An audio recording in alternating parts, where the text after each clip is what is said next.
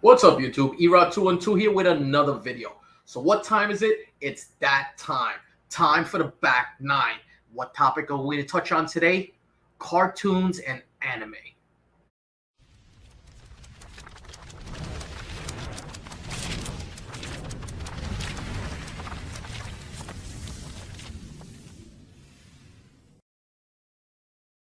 So, as I said, we're going to touch on comic books that are related to cartoon series and anime series. I think it's a great topic. There are some really good books here that you guys should be looking for, and a couple that surprised me even. And I was like, books I might want to look for. But before we start that, I just want to give a big shout out to my man Ben C from CBSI for letting me, put this program out to you guys on a consistent basis. Check out their website. Amazing information on there. Always great stuff from the top 10 to a list of first appearances and everything. Just go on that website, take a look at it. Also, shout out to my man Phil from Vintage Comics and Toys. The man is the con man of the year, going from show to show to show. He sets up at local shows, but he's the man who compiles all of this information. Both of those guys are great vendors on Whatnot, so check them out. Also, if you haven't checked out my latest stream, go on Tack on Tuesday. Myself, Very Gary, and Davis Ryder back to back to back. We'll be doing themes. We'll be doing characters that will just like X-Men series a day. We're going to be doing Spider-Man day. We're going to bring it all to you guys. And as you see, we'll be bringing keys. The channel, my channel at least, is growing more and more. The more it grows, the better the books are. Click on the link below. And if you're a first-time buyer, you get $10 off your first purchase. But definitely bookmark the shows every Tuesday, 7 o'clock. And without much ado, let's start off and see what Phil has to say this week. Phil talks about toons and anime are no doubt becoming bigger players in the comic market, and you should not be discounting the collectability of them. So this week, we are doing best investment toons and anime comics. More people are now spending their money to be on action figures and Funko Pops in this category, and you should take notice. Dragon Ball Z comics, for instance, have made a huge jump this year. Let's see what we recommend. If you have any suggestions on any toons or anime comics, please let us know in the comments below. Also, if you guys want, leave comments down below on this video as well as their channel, and we could discuss it, bring up suggestions. That way we share with the community. It's always a good time that way, and everybody shares a little bit of knowledge. So Jack Kornblatt goes with Moon Girl and Devil Dinosaur number 34. Moon Girl's inhuman power is the ability to swap bodies with Devil Dinosaur. She obviously finds this super annoying and tries to use technology to prevent it. Instead of succeeding, the device turns Devil Dinosaur into a human boy named Devin.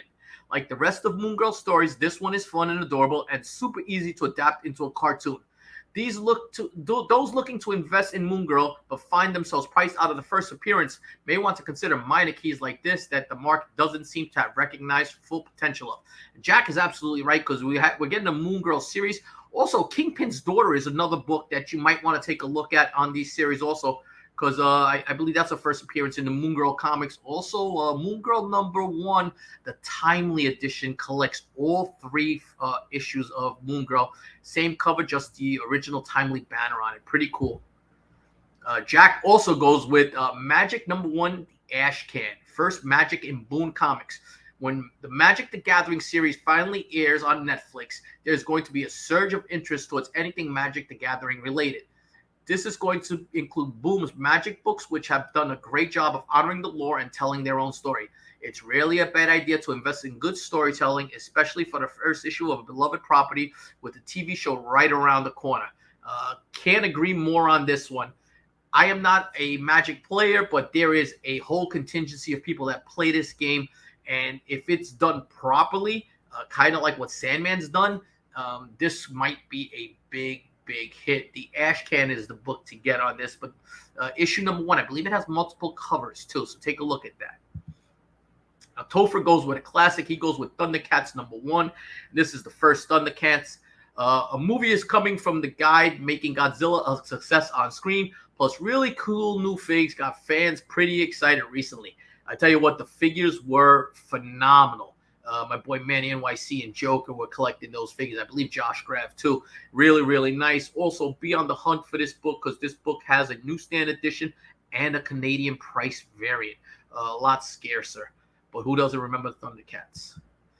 Ali goes with a timeless book here, and it's Transformers #1, first Transformers. This property produces a lot of movies. If they can figure out more success off the last Bumblebee movie, then it will be a lot more optimistic going forward. And I got to tell you, I loved the last Bumblebee movie. I thought that movie was fantastic. Great, fresh, new take on it. Haley Stanfield was fantastic in it. Looking to see more of that. Ali also goes with an iconic book in G.I. Joe #21. It's the first Storm Shadow, bad movie aside, arguably the most desired G.I. Joe book. And he's right. G.I. Joe 1, 21, and 155, which is the final issue, which is super scarce, and the newsstand of that is really tough to find. The big bad boys of G.I. Joe. It's the time to buy G.I. Joe is now, as that movie was so bad that all the books took a little bit of a dip on top of the market dip until. Now here's one that I need in my collection, and I hope someday to own this book. But Terry Harkness goes with ScoobyDoo #1, the first Scooby-Doo, Shaggy, Fred, Daphne, and Velma. A classic cartoon that spanned through so many generations. This book should be on everyone's list. And this book, I think it's at least 50 years old. I don't know the exact year on this, but Scooby-Doo's been around forever. People are still cosplaying Daphne, and Velma's become the big cosplay because you do Sexy Velma. But an iconic book, pricey book, in any condition, but a book that we should have. Now, here's one that I didn't even think of, and just speaking to some younger people, this is a great pick. SpongeBob Comics #1. This is the first SpongeBob. Even at $400 for a 9.8, which I did not know it went for it, it's still undervalued. You never see it for sale, and it is the cartoon of an entire generation. When they hit their 30s in a few years, they will be looking for it. I couldn't agree more. I say this all the time. Once they get expendable income, people in their 30s and 40s start chasing the things they love. SpongeBob has been the cartoon of a generation of 20-something-year-olds. When they were little kids, SpongeBob was on. It is still on to this day. It's actually pretty funny if you watch the show and you get some of the humor there, kind of Simpson-esque type of thing. But SpongeBob's been around for over 20 years. And once this book, which probably is on a kiddie company, I'm trying to see, I don't know the company who made this.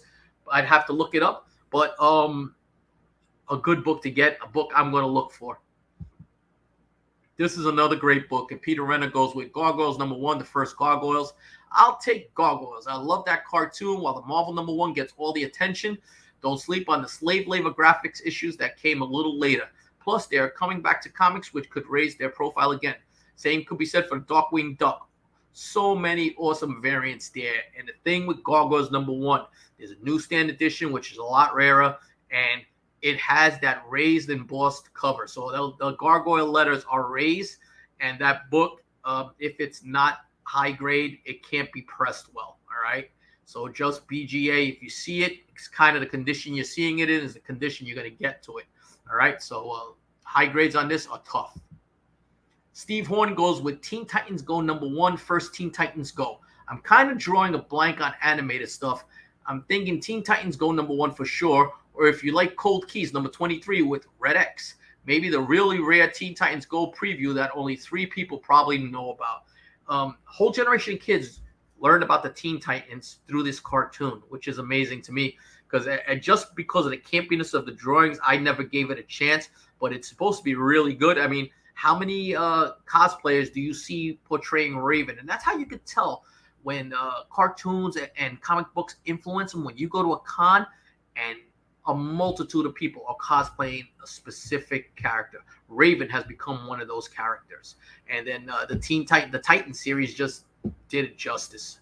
So good pick right here. I like that book. Book I do not own.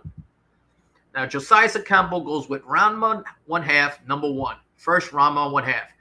I'll get in on this one. My pick goes for Ronma 1/2 #1. Viz put out several anime comics in the late 90s and early 2000s. And while Dragon Ball Z's might get all the attention, don't sleep on Ronma. The story of a teenage that switches gender depending on the temperature of water has garnered many fans over the decades. The Ronma series has several parts, so you'll want to be digging for Ronma 1/2, Part 1, #1. good look in Josiah's, because this is a book I do not know about, and probably a lot of our viewers don't. But if you're digging in the wild and you come across this, this might be a book for you guys to go grab. Definitely liking that pick. It's a good one. And then you know what? Those are the picks from the guys. I hope you guys like them, because I think there are some great picks there. But now I'm going to show you my pick, and you guys tell me what you think of my pick, because I think it's a good one. There were a couple I had in mind. After I show this one, though, I'll show you the other ones, but I'll tell you why right here in the description of why I went with this one. So I went with DuckTales #1, the Gladstone Comics 1988 version. Who doesn't remember this classic cartoon series, which ran for almost 100 episodes? This cartoon paved the way for other series like Tailspins and Chip 'n Dale's Rescue Rangers and Darkwing Duck, and remains a fan favorite. And I kind of hit it on the head right there, because Darkwing Duck was another book, but when I went back and started researching and thinking about it, DuckTales is the one that sets it all off. You had that whole over here, the WB had it, where you had the Disney cartoons, and they were back to back to back. A generation of kids grew up with that. 4 years of DuckTales, and then Darkwing Duck ran for a bunch of years. Chip 'n Dale's Rescue Rangers. So iconic books that people look for now, and being that it's not a mainstream comic, it was probably shorter printed and went out to sections where they were like cartoon books for kids. So not in the greatest condition. I believe that book is like a $400 book and a 9.8. So those are the books. I hope you guys enjoyed them, and get ready, because September 17th, King Kong 3 is back again, and this time it's going to be even better. Can't wait. You're gonna have vendors like Very Gary and Streetside Anthony. Zap's comic is going to be there. Kyle's Comics, Absolute Comics, on top of all the regular guys like Bronzeville Comics, and a whole litany of guys that come there just to bring comics to the community. It's a great bonding event for the community. Everybody comes by, has a great time. Speak to anybody who's been there before. They'll tell you a great show, and I don't think you're going to want to miss it, because it just keeps getting better and better. And hopefully they'll have some surprises that they didn't have last time, which you guys can partake in. All right. So check out these videos, because there's some great content on these ones. And until the next one,